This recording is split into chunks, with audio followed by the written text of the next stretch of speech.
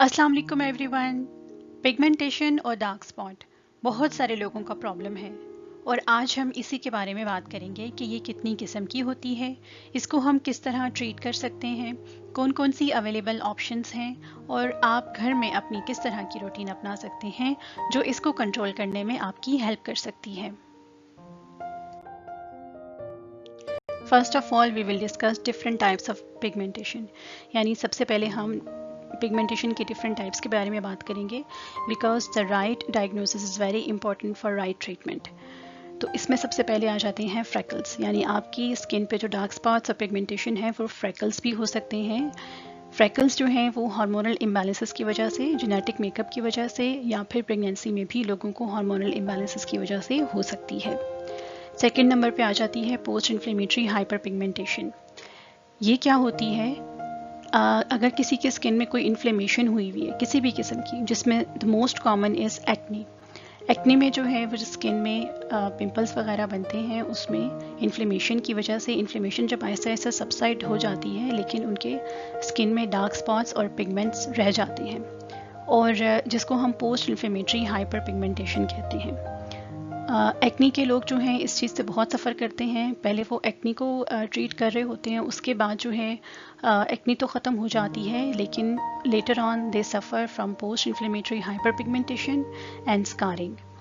Third number पे आ जाती है सोलर डैमेज, यानी कि सूरज की जो शुआएं हैं उनकी वजह से जो हमारी स्किन में डैमेज होता है उसमें ये पिगमेंटेशन आ जाती है, जिसमें आ जाते हैं सोलर लेंटिजेंस।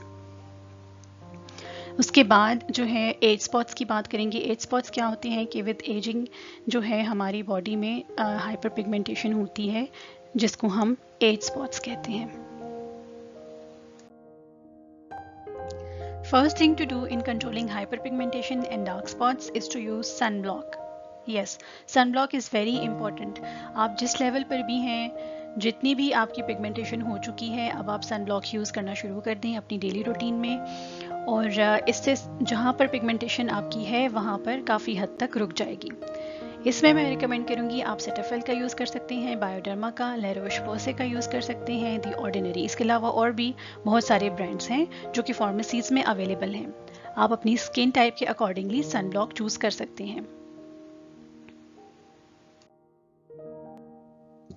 सबसे पहले हम पिगमेंटेशन के मैकेनिज्म को थोड़ा बहुत अंडरस्टैंड कर लेते हैं ताकि हमें इसकी ट्रीटमेंट चूज़ करने में आसानी हो। हमारी स्किन में होते हैं मेलानोसाइट्स जो कि पिगमेंट प्रोड्यूसिंग सेल्स होते हैं।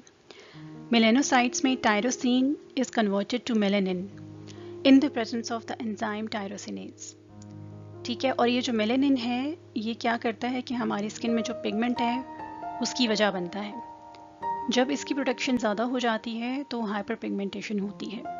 अब हमें इसकी या तो प्रोडक्शन को रोकना है और या फिर जो है वो ये प्रोड्यूस हो रहा है लेकिन स्किन में शो ना हो, वो ऑप्शंस फाइंड आउट करनी है। तो एक है ऑप्शन, हमारे पास ऐसे एजेंट्स हैं जो कि directly acting on this enzyme होते हैं जो कि मेलानिन को की प्रोडक्शन को कम कर देते हैं। सेकेंड जो ऑप्शन है वो ऐसे एजेंट्स हैं जो कि इनडायरेक्टली मेलानिन की एक्सपोजर को कम कर सकती हैं। So let's talk about directly acting agents first, यानी कि वो कौन कौन से एजेंट्स हैं जो कि टायरोसिनेज की एंजाइम पर डायरेक्टली एक्ट करते हैं और मेलानिन के प्रोडक्शन को कम करते हैं, जिसकी वजह से पिगमेंटेशन और डार्क स्पॉट्स में कमी हो जाती है। उसमें सबसे पहले आ जाता है हाइड्रोक्विनोन। ये 2% और 4% की फॉर्मुलेशन में आता है। 2% आपको फार्मेसी से मिल जाता है जबकि 4% के लिए आपको प्रिस्क्रिप्शन लेनी पड़ती है फ्रॉम अ डर्मेटोलॉजिस्ट। हाइड्रोक्विनोन जो है वो अगर आपने 3 to 4 मंथ्स के लिए अच्छी तरीके से यूज़ किया है, सन ब्लॉक भी यूज़ किया है उसके साथ, तो आपकी पिगमेंटेशन काफ़ी हद तक कंट्रोल हो जाती है। उसके बाद आप इसको स्टॉप कर दें क्योंकि उसके बाद इसके साइड इफ़ेक्ट्स शुरू हो जाते हैं और बेहतर ये है कि आप किसी और एजेंट पे शिफ्ट हो जाएं। लेकिन स्टार्ट में इनिशियली कंट्रोल करने के लिए हाइड्रोक्विनोन अगर आप यूज़ कर रहे हैं तो वो बहुत अच्छा है।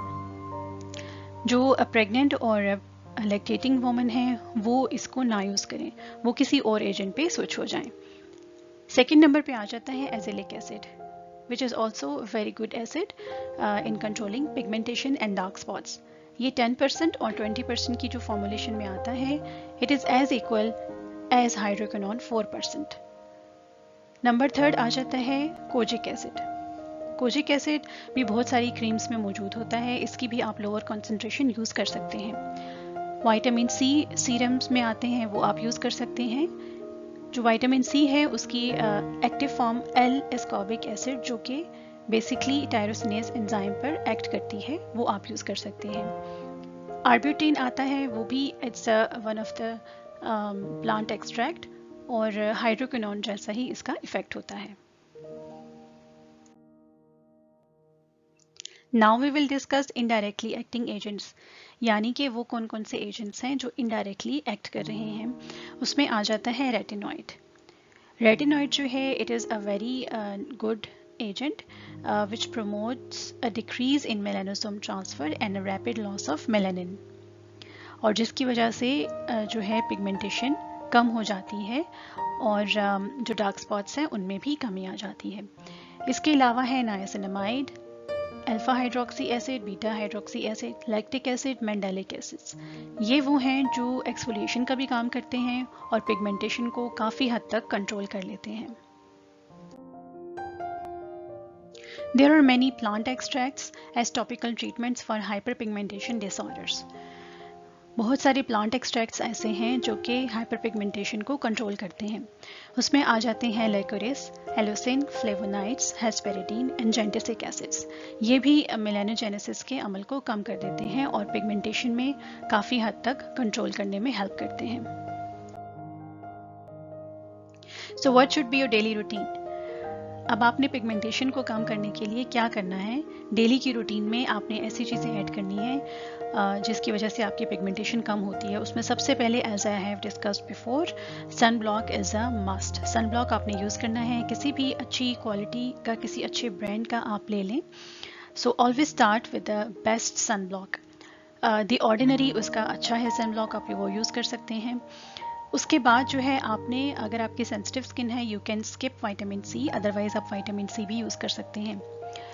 अगर आपकी सेंसिटिव स्किन के साथ आपने विटामिन सी को स्किप कर दिया है तो आप नाइसिनामाइड यूज़ कर सकते हैं और रेटिनॉल भी यूज़ कर सकते हैं। सेंसिटिव स्किन के लिए जो सेकंड बेस्ट ऑप्शन है वो ये है एजिलिक एसिड की, जिसमें जो है प्रूवन है कि ये इसमें कोई हाइपर सेंसिटिविटी नहीं होती और ये प्रेगनेंसी और लैक्टेशन में आप यूज़ कर सकते हैं इजीली। उसके बाद हाइड्रोक्विनोन, जो कि मैं आपको पहले बता चुकी हूँ, वो आप यूज़ करें और कोजिक एसिड यूज़ करें। ये जो है ये आप सारी चीज़ें यूज़ करें और always start with the lower concentration. आपने अगर पहले कोई प्रोडक्ट्स नहीं यूज़ किए हुए तो सन ब्लॉक और मॉइस्चराइज़र के अलावा आपने जो भी प्रोडक्ट यूज़ करना है उसको लोअर कॉन्सेंट्रेशन से हायर कॉन्सेंट्रेशन की तरफ लेकर जाना है, एंड वेरी स्लोली स्लोली। एकदम से आपने हायर कॉन्सेंट्रेशन नहीं यूज़ करनी, सबसे पहले आपने लोअर कॉन्सेंट्रेशन यूज़ करनी है। जब आपकी स्किन जो है उस पर आदी हो जाए यूज़ करने की और यूज़ टू हो जाए, अब फिर आपने जो है वो उसके बाद आपने उसकी हायर कॉन्सेंट्रेशंस यूज़ कर सकते हैं। In spite of all these measures, ये सारे आपने मेजर्स यूज़ कर लिए हैं और उसके बावजूद आपकी पिगमेंटेशन कंट्रोल में नहीं आ रही है, so it is always best to visit a dermatologist for further management. If you are watching my video for the first time, don't forget to like and subscribe and click the bell icon to stay alert. For more informative videos, keep watching Skin Doctor for You.